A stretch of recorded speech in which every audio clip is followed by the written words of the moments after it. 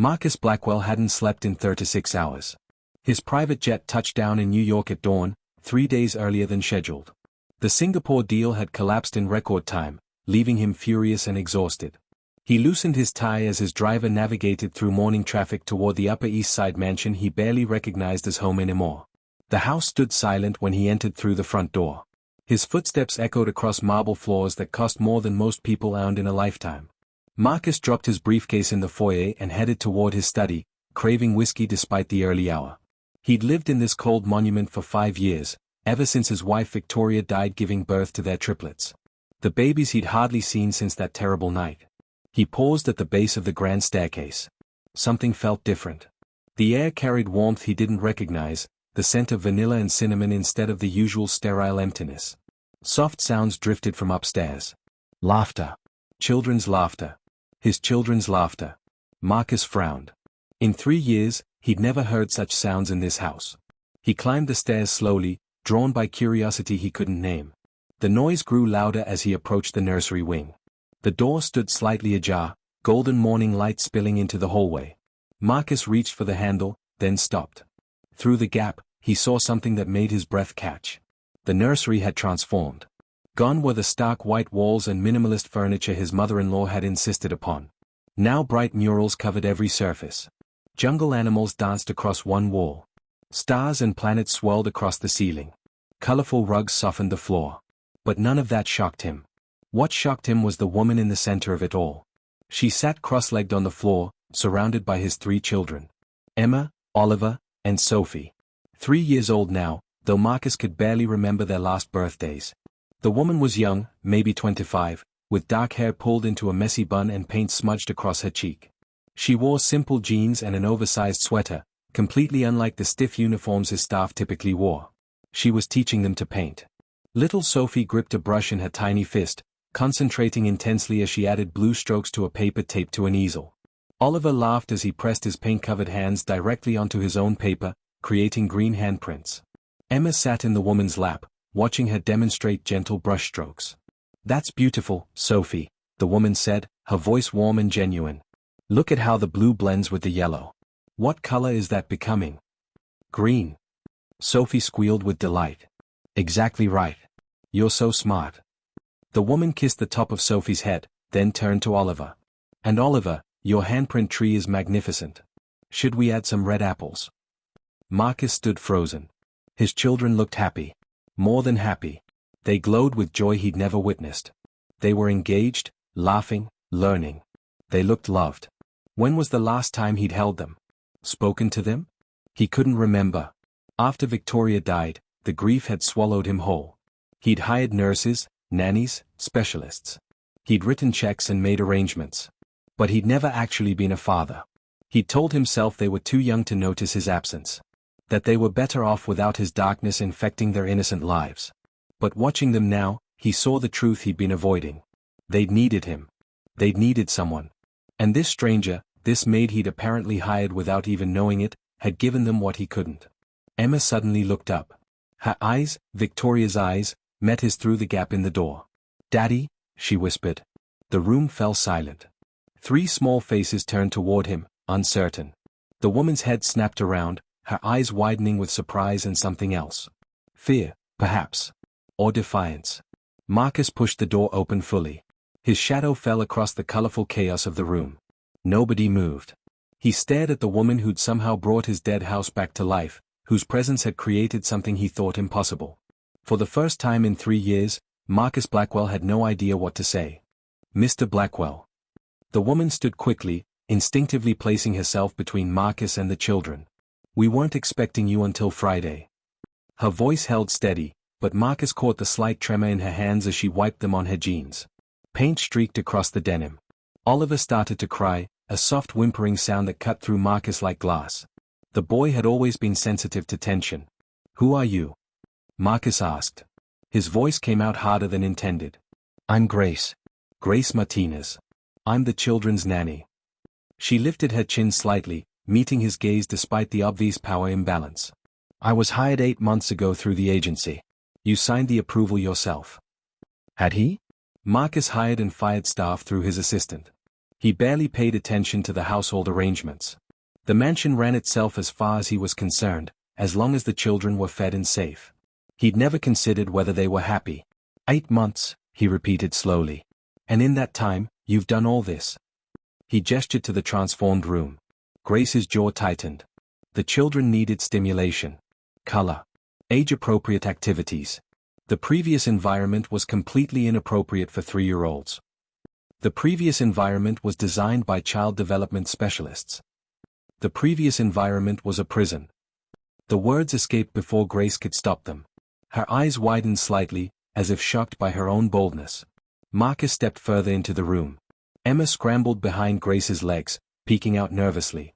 Sophie had gone very still, her paintbrush frozen in midair. Only Oliver continued crying, his small body shaking. Something cracked in Marcus's chest. His own son was afraid of him. Oliver, Grace said softly, kneeling down. It's okay, sweetheart. That's your daddy. Remember the pictures we looked at? Oliver shook his head, tears streaming down his round cheeks. Scary, he whimpered. Grace glanced up at Marcus, and he saw something in her expression that gutted him. Not accusation exactly. Pity. She pitied him. This woman in her paint-stained clothes pitied the billionaire who had everything except what mattered. You show them pictures of me? Marcus asked quietly. Every day. Grace lifted Oliver into her arms, rubbing his back in soothing circles. I tell them stories about their mother too. About how brave and beautiful she was. About how much she loved them. She paused, then added pointedly, I didn't want them to forget they have a father. Even if he's forgotten them. The accusation hung in the air. Marcus should have been angry. Should have fired her on the spot for such insubordination. Instead, he felt something he'd been numb to for years. Shame. I haven't forgotten them. Haven't you? Grace's dark eyes challenged him. When's Sophie's favorite color? What's Emma's biggest fear? Does Oliver still have nightmares about the dark? Do you know any of it? Marcus said nothing.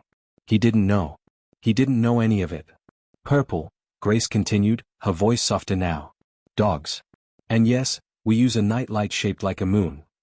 She set Oliver down gently, the boy immediately clinging to her leg. They're incredible children, Mr. Blackwell. Smart and funny and kind. But they're growing up without a father, and no amount of money can replace that. I provide for them. You provide everything except yourself. Grace crossed her arms. Why are you here, Mr. Blackwell? Really? Good question. Why had he come up here? He could have gone to his study. Could have ignored the sounds like always. But something had pulled him. The unfamiliar warmth. The laughter. The sense that life existed in this mausoleum after all. This is my house, he said lamely. It's their home. Grace gestured to the children. Or it should be. But how can it be a home when the most important person is never here? Emma suddenly stepped forward, clutching a piece of paper. She approached Marcus with tentative steps, like approaching a stranger. Which, he realized with another stab of pain, he was. I made this, Emma whispered, holding up the paper. For you. Marcus took it with shaking hands. The painting showed 4 stick figures. 3 small ones and 1 tall one. They were holding hands. A child's version of a family. His family. Above them, Emma had painted a bright yellow sun and the word Daddy in careful, crooked letters. Grace helped me spell it, Emma added. Do you like it? Marcus stared at the painting. When was the last time anyone had made him something? Given him anything that wasn't transactional? He couldn't remember. His throat felt tight. It's perfect, he managed. Emma's face lit up with a smile so bright it hurt to look at. She threw her small arms around his legs before he could react. Marcus stood rigid, unsure what to do. His hands hovered awkwardly above her head. You can hug her back, Grace said quietly. She won't break. Slowly, carefully, Marcus placed his hands on his daughter's small shoulders. She squeezed tighter. Oliver and Sophie watched with wide, hopeful eyes. And Marcus Blackwell, who commanded boardrooms and closed billion-dollar deals, had absolutely no idea how to handle 3 small children who just wanted their father to love them. Marcus didn't leave. He should have.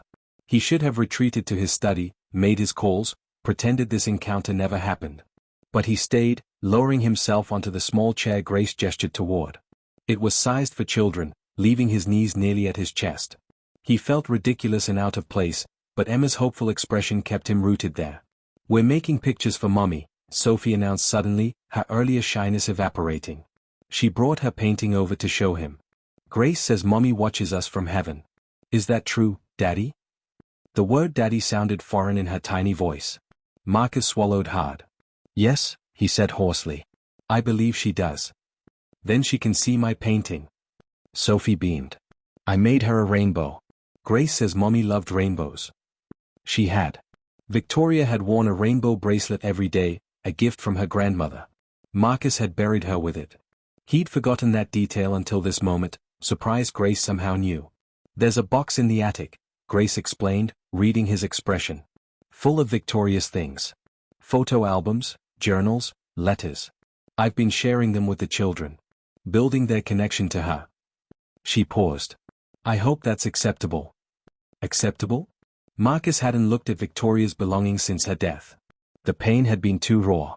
He'd ordered everything boxed and stored, unable to face the memories. But Grace had faced them. For his children. Show me, he said quietly. Grace's eyebrows rose. Now. Show me what you've shown them. Something shifted in Grace's expression. Surprise gave way to cautious approval. She retrieved a worn photo album from a shelf painted to look like a bookcase in a fairy tale. The children clustered around as she opened it. This is your mommy on her wedding day, Grace said, pointing to a photograph Marcus remembered like yesterday.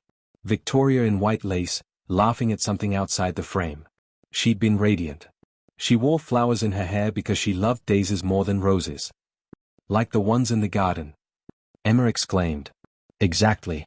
We planted those together, remember? So you could pick them for Mommy. They planted daisies? Marcus looked at his daughter's paint-stained hands, her bright eyes. When had that happened? What else had he missed? Grace turned pages, narrating Victoria's life. Their honeymoon in Santorini. The day they'd bought this house.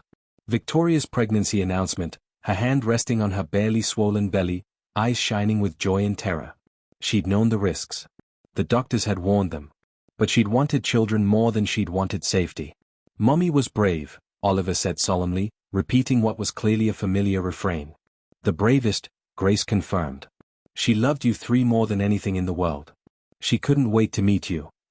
But she died, Sophie said matter-of-factly. And then we didn't have a mommy or a daddy for a while. The casual statement hit Marcus like a physical blow. Out of the mouths of children came devastating truth. They'd had no one. He'd been so consumed by grief, so destroyed by losing Victoria, that he'd abandoned their children. The three miracles she'd died to give him. I'm sorry, Marcus whispered. The words felt inadequate, but they were all he had. I'm so sorry. Grace's hand stilled on the album. The children looked confused. Emma patted his knee. It's okay, Daddy, she said sweetly. Grace says sometimes grown-ups need time to have big feelings. Did you have big feelings? Yes, Marcus admitted. Very big feelings. Sad feelings? Oliver asked. Very sad. We have sad feelings too sometimes, Sophie offered. But Grace makes them better. She gives the best hugs. Marcus watched as Sophie demonstrated, wrapping her arms around Grace's neck. The easy affection between them was obvious.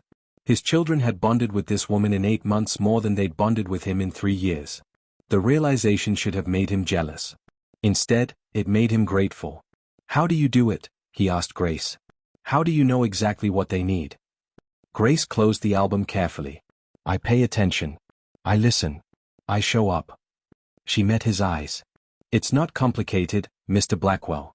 Children need presents, not presents. They need time, not money. They need to know they matter more than business deals and stock portfolios. You think I don't know they matter? I think you're terrified. Grace's voice softened. I think you look at them and see Victoria, and it hurts so much you can't breathe. I think you've convinced yourself they're better off without you because then you don't have to face what you lost. She paused. Am I wrong? Marcus couldn't answer. His throat had closed completely. Emma still patted his knee, her small gesture of comfort undoing him completely. Grace stood, gathering the children. Come on, loves. Let's give Daddy some space. We'll finish painting in the playroom. But I want to stay with Daddy, Emma protested. Daddy needs a moment. We'll see him later. Grace's tone left no room for argument, but she said it kindly. She understood what Marcus couldn't articulate. That he was breaking apart. That years of suppressed grief were cracking through his carefully constructed walls. The children filed out reluctantly, each giving him backward glances. Grace paused at the door. "They've waited 3 years for you to come back," she said quietly. "Please don't make them wait anymore. They need their father, Mr. Blackwell. And whether you believe it or not, I think you need them too." She left him alone with Emma's painting and Victoria's photo album. Marcus sat in the too small chair in the transformed nursery and finally let himself cry. Marcus didn't emerge from the nursery for over an hour. When he finally descended the stairs, his eyes were red but his expression had changed. He looked different. Determined. He found Grace in the kitchen, preparing lunch while the children played nearby with building blocks. "I want to learn," he said without preamble. Grace turned from the stove, wooden spoon in hand. "Learn what?" "Everything. How to be their father. How to do what you do." He gestured helplessly. "I don't know where to start, but I want to try." Grace studied him for a long moment. Marcus had the distinct impression he was being evaluated, judged by this woman half his age who somehow possessed wisdom he lacked. Finally, she nodded. "Okay. But you need to understand something first." She set down the spoon. "This isn't a business acquisition. You can't just throw money and effort at it for a few weeks and consider it handled. Children need consistency. If you start this, you have to commit. They can't handle another abandonment." "I won't abandon them again." "You say that now. But what happens when work calls? When there's a crisis in Tokyo or London? When it gets hard and messy and you remember why it's easier to stay away?" "I'll be there," Marcus insisted. "I'll figure it out." "How?" Grace challenged. "Specifically, how will you balance running a global empire with being present for 3 small children who need routine and stability?" It was a fair question. Marcus had built his fortune by being available 24/7, by personally handling every major decision, by never delegating what mattered. But what mattered had shifted. Or maybe it had always mattered, and he'd been too blind to see. "I have a vice president who's been begging for more responsibility," Marcus said slowly, the plan forming as he spoke. "David Chen. He's brilliant and capable. I've held him back because I couldn't let go of control. But maybe it's time." He looked at his children, building a tower that kept collapsing. "I'll work from home more. Travel less. Set boundaries." "Billionaires don't set boundaries," Grace said skeptically. "This one does. Starting now." Marcus pulled out his phone and began typing. "I'm emailing my assistant. No travel for the next 3 months. All meetings via video conference when possible. Office hours 9 to 3, home by dinner. David handles anything outside those parameters unless it's genuinely catastrophic." Grace's expression shifted from skepticism to cautious surprise. "You're serious?" "Completely." Marcus hit send before he could second-guess himself. "What else? What else? What else do I need to do? There must be 100 things I don't know. Tell me." Grace shook her head slowly, something like respect dawning in her eyes. She wiped her hands on a towel and pulled out her phone. "I keep notes. Schedules, preferences, developmental milestones, concerns. Give me your number." They exchanged information like co-conspirators. Grace began sharing documents, explaining the children's routines. Wake up at 7. Breakfast together, something nutritious but fun. Educational play until 10. Outside time when weather permits. Lunch at noon. Quiet time or naps. Afternoon activities. Dinner at 6. Bath at 7. Stories at 7:30. Bed by 8. "It's regimented," Grace explained, "because children thrive on routine. They need to know what comes next. It makes them feel safe." "And you do this every day?" "Every single day. Weekends included." Grace pulled up a calendar showing activities. "Monday is music class. Wednesday is the park. Friday we visit the library. These touchstones matter." Marcus felt overwhelmed but nodded. "Teach me. I want to do it with you." "With me? You're not going anywhere, are you?" Panic flickered across his face. "I can't do this without help." "Their help? Someone who knows what they're doing." Grace bit her lip. "Mr. Blackwell, I'm a nanny. My job is temporary by nature. Eventually, you won't need me." "Eventually isn't now. Please. Name your price. I'll double it. Triple it. Whatever it takes." "This isn't about money." Grace's voice was firm. If I stay, it's because I believe you're genuinely committed to those children. Not because you're paying me well. Then watch me prove it. Marcus crouched beside his children. They looked up, surprised and delighted by his proximity. Hey guys. I was wondering if you'd like to help me with something. What? Emma asked eagerly. I need to learn how to be a better daddy. Do you think you could teach me? 3 small faces lit up like Christmas morning. Sophie launched herself at him, nearly knocking him over. Oliver crawled into his lap. Emma threw her arms around his neck. Yes, yes, yes, they chorused. Grace watched from the kitchen doorway, arms crossed but eyes soft. Okay, lesson 1, she called out. Hug them back, Mr. Blackwell. Tight. Let them feel loved. Marcus wrapped his arms around all 3 children, pulling them close. They smelled like paint and shampoo and something indefinably sweet. His children. Victoria's children. Their children.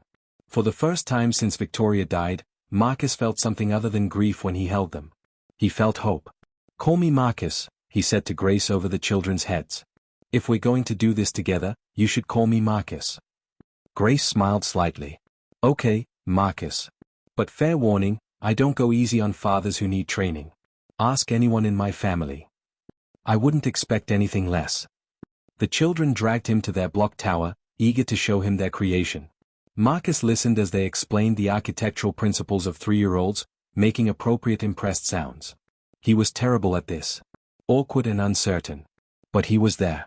Finally, truly there. And watching Grace's approving nod from across the room, he thought maybe, just maybe, he could learn to be what they needed. 6 weeks later, Marcus stood in his home office on a video call with the Tokyo division. Sophie sat in his lap, coloring quietly while he reviewed quarterly projections. It should have been unprofessional. Should have undermined his authority. Instead, the executives on the screen smiled at the sight of his daughter, and the meeting proceeded more smoothly than most. Daddy, is this a good dragon? Sophie whispered, holding up her picture. Marcus muted the mic. The best dragon I've ever seen. Can he be purple? Dragons can be any color in my imagination, Sophie declared, repeating what Grace had taught them. She selected a purple crayon and got back to work. Marcus unmuted and returned to discussing profit margins. His life had become this strange, wonderful blend of business and family. He discovered he could do both. Not perfectly. Not without help. But adequately enough that his children smiled when he entered rooms now instead of hiding. The office door opened quietly. Grace poked her head in, then smiled apologetically when she saw he was on a call. But Emma and Oliver rushed past her, running to their father. Marcus wrapped up the meeting quickly, his priorities clearly shifted. We made cookies, Oliver announced. Grace helped but we did most of it. I can see that. Marcus noted the flour in Oliver's hair, the chocolate smudges on Emma's cheek. Did you save any for me? Maybe, Emma said mischievously. Grace lingered in the doorway. Over the past weeks, they developed an easy partnership. She was patient with his mistakes, encouraging with his progress. She'd stopped calling him Mr. Blackwell entirely, though she maintained professional boundaries he was increasingly tempted to cross. He'd learned so much. That Emma loved having her back tickled before bed. That Oliver processed emotions through drawing. That Sophie needed extra reassurance about being loved. He'd learned their favorite songs, their silly jokes, their dreams and fears. He'd become fluent in the language of childhood. But he'd also learned about Grace. That she'd grown up in a large, loving family in Queens. That she'd studied early childhood development because her younger brother had special needs. That she'd chosen this career deliberately, not as a stepping stone but as a calling. That she saw each child as unique and valuable, never just a job. Can we show Daddy the surprise now? Emma tugged Grace's hand. I think that's a good idea. Grace's eyes sparkled with something secretive. The children led Marcus through the house to the backyard. He hadn't spent much time here. The space had been professionally landscaped, maintained by staff, but largely unused. Now he stopped in amazement. The yard had transformed. A garden burst with color, vegetables and flowers growing together. A small playhouse stood in one corner, painted to look like a cottage from a storybook. Swings and climbing equipment occupied another section. But the centerpiece made Marcus's breath catch. A memorial. Beautiful and age-appropriate. A bench surrounded by daisy bushes, exactly like Victoria had loved. A small fountain featuring 3 birds in flight, representing the triplets. And a plaque that read, Victoria Blackwell. Beloved mother. Her love lives on in Emma, Oliver, and Sophie. We made it for Mommy, Sophie explained. So she has a special place here with us. Grace said it's important to remember people we love, Oliver added. That way they never really leave. Marcus couldn't speak. He sank onto the bench, pulling his children close. Grace had done this. She'd helped them create something that honored Victoria while teaching them it was okay to grieve, to remember, to love someone who was gone. Grace says you loved Mommy very much, Emma said. Is that true? More than anything, Marcus whispered. Except you three. I love you three even more. Mommy would be happy we're together now, Sophie said with a child's simple wisdom. Grace says Mommy's biggest wish was for us to be a family. Marcus looked up at Grace, standing apart, giving them space. She'd orchestrated this entire transformation. Not just the house or the garden, but his relationship with his children. She'd taken a broken, grieving man and 3 abandoned children and somehow knit them into something resembling a family. Grace, he called out. Come here. Please. She approached slowly. Marcus stood, children still clinging to him. Thank you. For all of this. For them. For me. I don't know how to repay you. You don't need to repay me, Grace said softly. Seeing them happy. Seeing you all together. That's enough.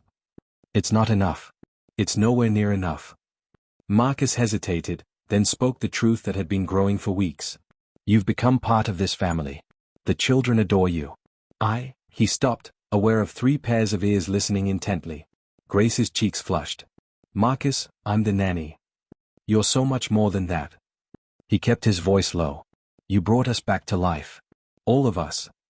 The children picked up on the tension, glancing between the adults with interest. Emma grinned. Daddy likes Grace. Like in the princess movies. Emma. Grace laughed, flustered. That's not, this is different. Why? Sophie asked innocently. You're pretty. Daddy's handsome. You both like us. Grace says that's what matters in families.